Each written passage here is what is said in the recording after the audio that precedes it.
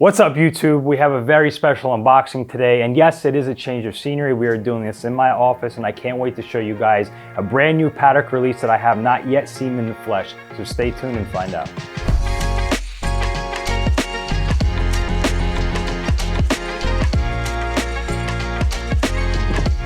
All right, starting off with this Omega here, we have a Seamaster with a blue ceramic bezel and a gray wave dial. Now, I gotta say, lately, Omega has been one of our top performers right after Rolex. Price point, beautiful watches, great history, great value retention, especially when purchased pre-owned. You can get them at a discount and they always hold value. Moving on. Wrist check? The wrist check is later. That's the real out of the box piece. All right, Rolex. What we got here? Sub-date 41. Talked about this multiple times before. This is the most popular watch on the market, probably second to the Daytona, but we get them in and they never last on the shelf. They're in and out. Price point, great product, forever iconic, forever timeless. Next up, another Rolex box, Rolex Explorer II. Now, here's a watch that I would say is undervalued and underrated overall.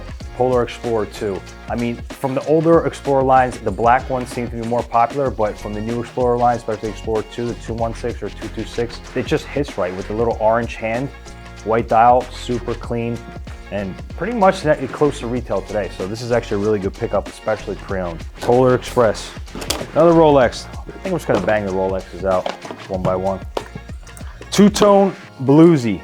Now this is a 16613 gold through buckle edition here, which is actually also one of our top sellers because this non-ceramic version is something that literally looks the same as its ceramic counterparts, but that can be purchased for significantly cheaper, almost 25–30% cheaper.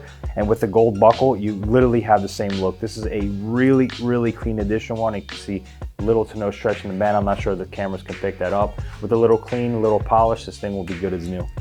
Always good to have these. Full set box papers, exactly how I like it. Here we go.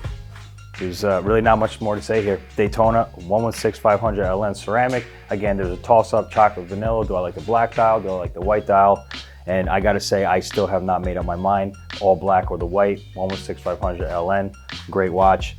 Forever holding value, and now they have the new release white gold version coming out with the Le Mans logo here. So every single time I get a request out watch, which by the way guys, it's not available yet, and I get asked for this every day. I don't think it's coming out for months. In the meantime, pick up a black ceramic Daytona. It looks very similar, and then trade it back in later. Do you have any Daytona? What would it be? Oh man, that's a tough question. I would have to go with some type of JPS, which is an old, very old Paul Newman Daytona, or John Player Special Daytona.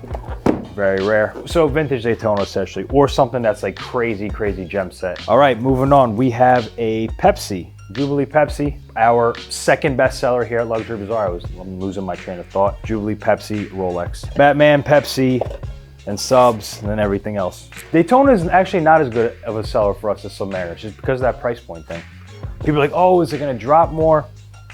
I think things have pretty much leveled out at this point. Here's actually one of my favorite 36mm Rolexes, and I didn't actually realize it up until last week when we got one in. This is a 118239 new buckle, 36mm white gold Day-Date in a 36 with a cherry dial. We don't really pick up these exotic dials that often, but when we do, they seem to do really well for us. So we got one in last week.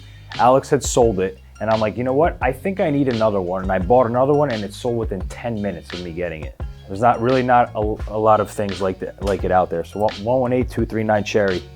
All right, moving on. A few more Rolex, guys. Kanjhar. We got a Kanjhar here. Always a specialty. Another Pepsi. This time it's a little more special.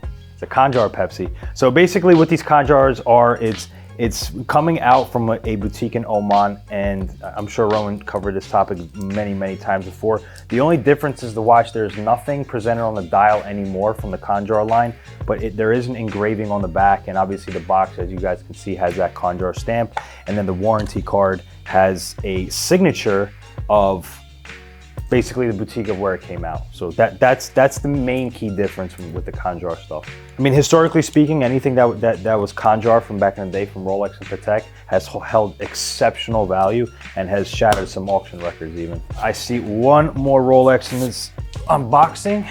think I know what this is as well. Nope. Is it a Kanjhar? Not the Kanjhar. This is a no-date sub 124060. Also one of our top sellers, obviously. You know, a lot of people seem to like the no dates. I always wonder, if you're gonna choose a date or not to have a date, I would always go for the date version. But there is something to be said about it having a no date, whereas the dial just lays flat and it's very clean, right? To me, that bothers me a little bit. It's the only quarrel I have with the Daytona, the perfect watch, is the fact that it doesn't have a date. Now, if they added a date function to the Daytona, I think it would actually lose the aesthetics of the dial. So, all right, that concludes our Rolex unboxing today. Linde Werdelin. Guys, you don't see a lot of these, us having these, but believe it or not, this is actually one of those brands where I typically like to say Roman buy. When we get them, they actually sell for us. There is a crowd out there that goes for this, and this is from the Spydo collection in titanium, limited to 44 pieces. It's a watch that's under 10,000 MSRP. Watch that MSRP is under $10,000 is always a safe buy, especially when picked up pre-owned, significantly discounted, really cool piece. I really like watches that are all gray. It's got that stealth-like vibe to it, so this is a yes for me, believe it or not. All right, now getting to the big boy stuff. This is actually one of the coolest AP boxes that I have seen. And in the box is, we've been buying up a lot of these. Wow, this is really taped up well. Never seen anything like it. Yeah. So this is a Royal Oak Offshore Tour Auto, right? So essentially what this is it's a watch that AP did a collaboration with, like they did with all their limited editions. So what we've found is one limited edition is not necessarily better than the other. It all comes down to color. What color do you like better? AP did a lot of limited editions with red accents, and this is a perfect touch of something that just a subtle touch of red here. I don't know if you can zoom in and see on the dial the Tour Auto, but it's a really nice watch. I'm always more for picking things up that are limited edition over their regular production counterparts. So if you're looking for something with a little bit of red in it, that's a Royal Oak Offshore. It's a great choice. All right, so this is what I really wanted to uncover the most in this unboxing, and as we all know, I like to say great things come in brown boxes. This is the new release, Annual Calendar in Rose Gold Aquanaut 5261 Rose. Now, I have to apologize to all the Patek fans out there. When this watch first came out, I said it looked like a Cyclops. Now, the renderings of this watch led me to believe that until I actually got it. It's the first time that I'm seeing this in the flesh, the 5261 Rose. And I gotta say, I apologize, I was wrong. This watch is absolutely sick.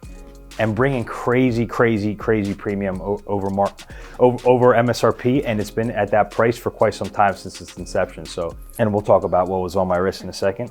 But as you can see, I actually thought it was gonna be bigger in terms of dimensions on my hand, but it's just a perfect tailor fit. Like actually a woman can wear it, a man can wear it. It's a really good size. The blue is gorgeous, the rose gold is gorgeous. I'm a huge fan of this. Now to conclude today's unboxing, I had this ridiculously big watch on my hand, right? I'm sure you guys were wondering, Adrian, what is that wall clock on your hand?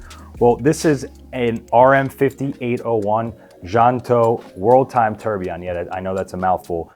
Pause. This is actually a very interesting situation where we had a really out of the box watch that we actually ended up trading for this. And that happens a lot in our industry where you have something that's, I don't want to say illiquid, but something that's very unique. You end up trading it for something else that's very unique. I thought that this was a better pickup for the money than the watch that we had, the 5801 Tourbillon. This is a watch that retails around $800,000 that can be picked up for 50% off retail. So that's the key thing here. And although it is 51 millimeters and absolutely humongous, it wears better on my wrist than a lot of 42 millimeter offshores do. So yeah, that concludes today's unboxing. I kind of just wanted to get through everything pretty quickly because I know if Roman was here, we would be here until Monday. Shout out to Roman. I know you're chilling where you're chilling.